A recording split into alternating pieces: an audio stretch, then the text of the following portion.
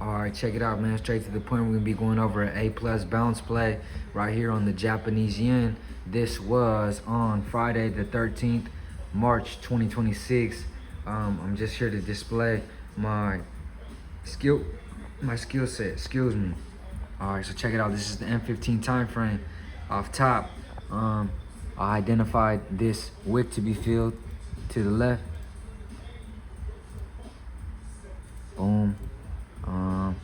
Target of the day there, and then this void to be filled with prominent M15 supply at the top of this void to be filled was marked as a potential target of the day as well.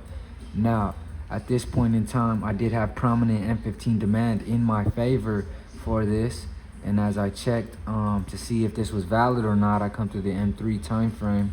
I did unfortunately see that there were equal lows here, right?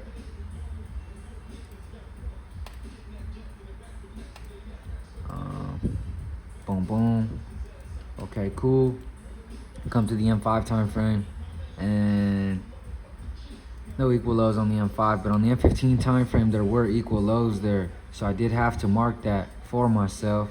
Now, we'll just take that into account. I understand we will have to take care of these equal lows before we can proceed to push up to this upside, or price can just create new prominent M15 demand that is valid. Right, so this is 2:45 to 3 a.m. when I hop on the charts. We come to the 30-minute time frame, and same thing here. I do have prominent M30 demand in my favor to take me to this upside here. On the M30 time frame, I did like this potential target of the day here, but this target of the day was removed once I had came to the 1 hour time frame, simply due to the fact that I did have H1 supply here. Right, nice and clear for me, and I do not expect price to push very deep into this H1 time frame, into this H1 supply zone here, right? So I come back to the M15 time frame, and we're just gonna continue to let price play out here, and let it tell us when it wants to continue to push up. So at this point here, price does create equal lows once again on the M15 time frame this time, which is honestly not very good, right? But we are just the best observers at this point, so we're just continuing to watch price play out. Now you guys will see coming up here where the A+ bounce play setup occurred, and that is here, bam. Okay, so I got 4:30, 4:45 to 5 a.m. here. So at this point, price has created new prominent M15 demand. Boom. So this is a possible entry so long as it is valid. So I'm going to check the inside of this on the M3, make sure there's no equal lows within. No equal lows on the M3 time frame. We come to the M5 time frame, and no equal lows within the M5 time frame as well. So this is a textbook prominent zone of M15 demand created 4:45 to 5 a.m., meaning I have a 30-minute candlestick closure as well, and I have prominent M30 demand created in my favor as well. Now keep in mind, this was also 4:30 to 5 a.m., meaning I have a 1 hour candlestick closure, and I did have new H1 demand created in my favor as well. So everything is pointing towards a bounce play to this upside here. This target of the day was deleted due to this H1 supply being there. At this point, I simply needed price to retrace into my zone of demand here to show me that it is wanting to reject, that there are buyers here, and allowing price to shoot up into these voids and these wicks to be filled to the upside. So let's continue to watch price play out. At this point, price is simply just retraced into our zone. No type of rejection candlestick at this point. I am expecting price to create a new lower wick here. All right, so we'll just continue to watch this play out. I don't like when price enters my zones with this amount of bearish volume. I need some type of hesitation. Show me that. Okay, this is what I'm looking for here. Now this is 5:15 to 5:30. I still am expecting this next lower wick to be formed. Boom. I come to the 30-minute time frame, and I don't really like the way this looks on the M30 time frame, if I'm being quite honest, right? So M15, 5:15 to 5:30. We'll just continue to let this play out here. This is beautiful. I have a this is textbook here. Now price is pushing up. Another rejection candlestick off of previous prominent M15 demand. 530 to 545 here. I'm fully expecting price to create its lower wick momentarily. And with that being said, I already like what I'm seeing. I come M5 time frame. No type of equal lows.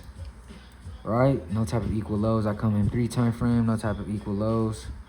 Right, no type of equal lows. Beautiful. At this point in time, I like what I'm seeing already. I love what I'm seeing. So, this is the entry here. Rejection candlestick off of this previous prominent M15 and M30 zones of demand here. Voids and wicks to fill to the upside. Equal lows are there, but they are below my prominent zones that are valid here. And now I got the rejections off of them. I'm expecting price to create this lower wick. With that being said, I set my buy limit below here, below where price just closed, understanding that price is going to create its lower wick. And I set the stop loss respecting this zone of prominent M15 demand here. And first target was there, second target was there. So a total of a 1 to 3 lined up for myself. Let's watch this play out on the M5 time frame. Price proceeds to push up. Still have not been entered into this trade here. At this point, price still has not tapped my entry. This is 550 to 555. This is 5:55 to 6 a.m. So I come here. Boom. I like the way this looks as well. Right now, at this point in time, it's not very likely. I understand price is going to create a lower wick as well. Price is 100% going to create a lower wick. But I am not expecting price to come this far. So the sell limit would have been placed there at this point. Stop loss would remain the same. Target of the day would remain the same. So now we're just looking at a 1 to 2 risk to reward ratio. This is 5:45 to 6 a.m. So I have a 30-minute candlestick closure. Nice 30-minute rejection candlestick off of previous prominent 30-minute demand here. I come to the 1 hour time frame. Nice rejection candlestick. I'm expecting price to create its lower wick and then proceed to push to the upside here. We'll watch this play out on the M5 time frame and see this entry and watch price play out for ourselves.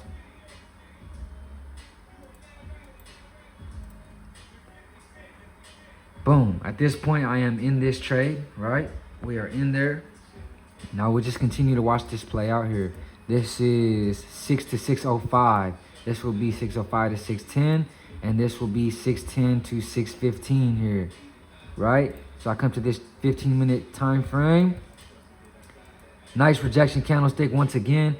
I love the way this is looking. This is 6 to 615. But check this out. On the M5 time frame, I did have equal lows created. I do not like that because price loves to break these. So at this point, I did move stop loss to break even. Here, while I'm on TradingView, it will not allow me to do that. But price, this stop loss was moving to break even just due to these equal lows. Understanding that if price reasonably does break these equal lows, I believe I am wrong, right? So that's where I'm just limiting my losses there. And we just continue to watch price play out. And as you will see, price smashed this target of the day here. And I collected a nice and easy 2% in one morning within 5, 10, 15, 20, 25, 30, 35 minutes. Nice and clean. This is the definition of an A+ bounce play. This is, once again, Friday the 13th, March 2026 on 6 JM, which is the Japanese yen. Thank you, ladies and gentlemen.